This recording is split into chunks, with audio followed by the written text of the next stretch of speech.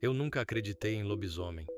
Cresci ouvindo as histórias da minha avó, aquelas que ela contava à luz do candeeiro quando a luz faltava no sertão.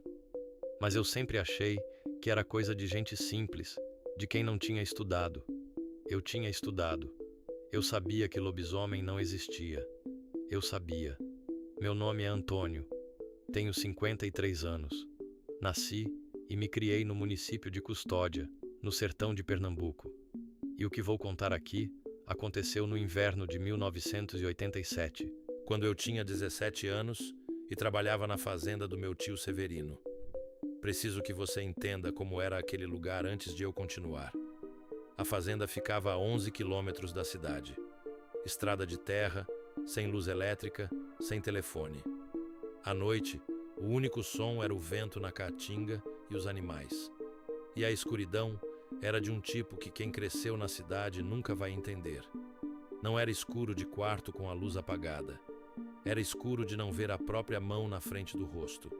Escuro total. Escuro de engolir. Eu morava nos fundos da casa do meu tio com outros 2 trabalhadores. Zé Pequeno, que tinha 40 e tantos anos e mal falava. E Damião. Ele tinha uns 30 anos quando chegou na fazenda. Veio de não sei onde, não falava muito sobre sua vida, mas era um trabalhador bom, forte, silencioso. Fazia o serviço sem reclamar. O único problema era que, de vez em quando, ele sumia. Não avisava, não explicava. 1 ou 2 vezes por mês, a cama dele amanhecia vazia. Meu tio reclamava, mas Damião sempre voltava no dia seguinte com alguma desculpa. Tinha ido visitar parente, tinha se perdido na caatinga. E meu tio aceitava porque o homem trabalhava bem. Eu não desconfiava de nada. Até a noite do cachorro. Era uma terça-feira de agosto, lua cheia. Eu lembro da lua porque ela era tão grande e tão brilhante que dava para ver a caatinga toda iluminada pela janela do quarto. Por volta da meia-noite, o cachorro da fazenda começou a latir. Não era um latido normal. Era um latido diferente. Aquele tipo de latido que os cachorros fazem quando estão com medo de verdade. Agudo, frenético, interrompido por uivos. Eu me levantei e fui até a janela. O cachorro estava parado no meio do terreiro, olhando para a direção da cerca dos fundos, com o rabo entre as pernas, tremendo. Olhei para onde ele estava olhando e vi uma sombra. No começo, achei que era um boi que tinha escapado do curral. A silhueta era grande, mas estava curvada, meio agachada. Andava de um jeito estranho. Não era o andar de um boi. Não era o andar de nenhum animal que eu conhecia. Era bípede. Andava nas 2 patas, mas curvado para frente, os braços longos quase arrastando no chão. Fiquei parado na janela sem conseguir me mexer. A sombra parou. Ficou parada por uns segundos. E então, virou a cabeça na direção da janela.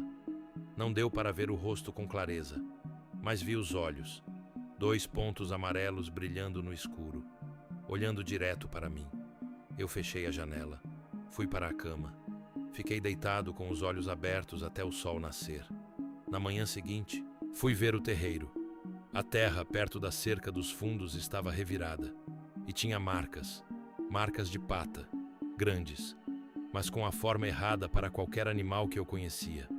Tinham dedos compridos, garras, e iam em 2 fileiras, como marcas de um bicho que andava ereto. Não falei nada para ninguém. Na mesma semana, uma cabra da fazenda vizinha apareceu morta. O fazendeiro veio falar com meu tio. Disse que não era onça, que ele conhecia marcas de onça, e não eram essas. O pescoço do animal estava retorcido de um jeito que não fazia sentido para nenhum predador que ele conhecia. Meu tio ficou quieto. Eu percebi que ele sabia de alguma coisa. Naquela noite, fui até Zé Pequeno. Perguntei sobre Damião, sobre as noites que ele sumia. Zé Pequeno ficou me olhando por um tempo sem falar. Depois disse: "Menino, você não precisa saber disso." "Preciso sim", eu disse. Ele suspirou fundo. Virou o rosto para a janela e disse em voz baixa, como se tivesse com medo que alguém ouvisse: "Damião é o 7º filho homem da família dele, sem nenhuma filha no meio. Você sabe o que isso significa no sertão? Eu sabia. Todo mundo sabia. O sétimo filho homem seguido, sem filha intercalada, vira lobisomem. Era o que minha avó dizia. Era o que todo mundo dizia. Mas eu não acreditava. Ou pelo menos, era o que eu pensava antes daquela noite na janela. Quando é que ele vira? Eu perguntei. Lua cheia, Zé Pequeno respondeu. Toda lua cheia. Ele some porque vai para a caatinga. Seu tio sabe. Fingem que não sabem, mas sabem. Fiquei em silêncio. Ele faz mal às pessoas? Perguntei. Zé Pequeno demorou a responder. Ainda não. Aquele ainda ficou comigo por semanas. Passei a prestar atenção em Damião de um jeito diferente. Nos dias antes da lua cheia, ele ficava mais quieto que o normal. Não comia bem.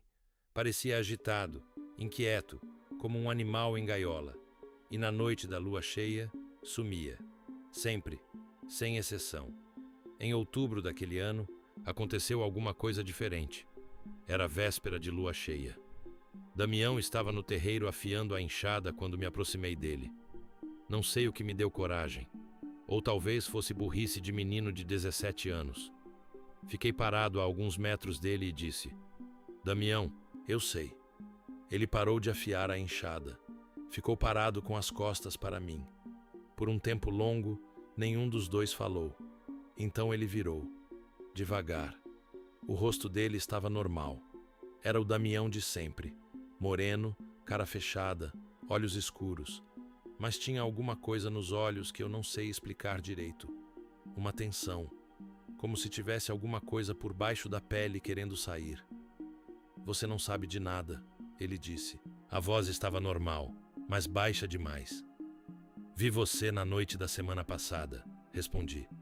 Perto da cerca dos fundos. Ele ficou me olhando. Vai embora dessa fazenda, ele disse. Antes da lua cheia de novembro. Por quê? Porque eu tô perdendo o controle. Ele virou as costas e foi embora sem mais nada. Eu fui até meu tio naquela mesma tarde e pedi para ir embora. Inventei uma desculpa. Queria estudar na cidade, precisava de uma escola melhor. Meu tio não perguntou muito. Acho que ele estava aliviado que eu ia embora antes que eu descobrisse mais do que já havia descoberto. Saí da fazenda 2 dias depois. Em novembro daquele ano, um trabalhador da fazenda foi encontrado morto na caatinga. O nome dele era Zé Pequeno. O laudo disse que foi onça. Mas quem conhecia o sertão sabia que não tinha onça naquela região há décadas. Nunca mais voltei para aquela fazenda. Nunca mais vi Damião. Mas toda lua, cheia, não importa onde eu esteja, eu fecho as janelas, apago as luzes e fico quieto. Porque tem coisas no sertão que existem independente de você acreditar nelas. E saber demais sobre essas coisas não protege ninguém, só coloca você na lista.